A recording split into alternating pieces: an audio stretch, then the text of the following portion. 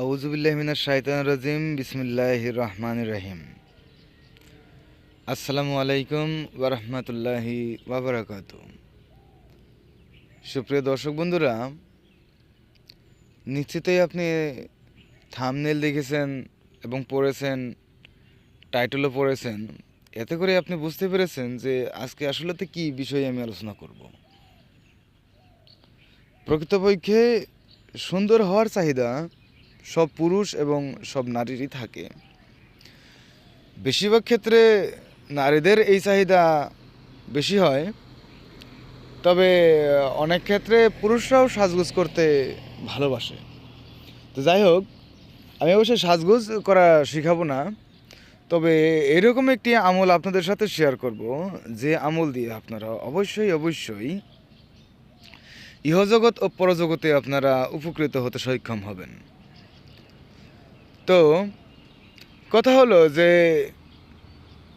পূর্ণিমার চাঁদ যেরকম সুন্দর, আকাশটাকে যেরকম সুন্দর করে এবং জমিনটাকে যেরকম নূর দিয়ে আলো দিয়ে আলোকিত করে,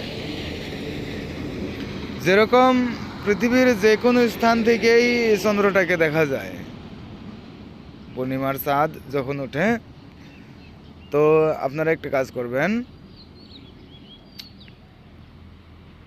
সেই পূর্ণিমার চাঁদের মতো যদি আপনার নিজের চেহারাটাকে গড়ে তুলতে চান, তাহলে সর্বপ্রথম একটি কাজ করতে হবে, সেটি হলো যে 5 ওয়াক্ত নামাজ কায়েম করতে হবে। আর প্রতি ওয়াক্ত নামাজের পরে যে আমলটা দিব, সেই আয়াতটি অবশ্যই 11 বার পাঠ করতে হবে। আর 11 বার পাঠ করে হাতের তালুতে ফুঁক দিয়ে নিজের মুখমণ্ডল মর্দন করবেন, তৎসঙ্গে নিজের সর্বশরীরটাকে আপনারা মর্দন করে নেবেন।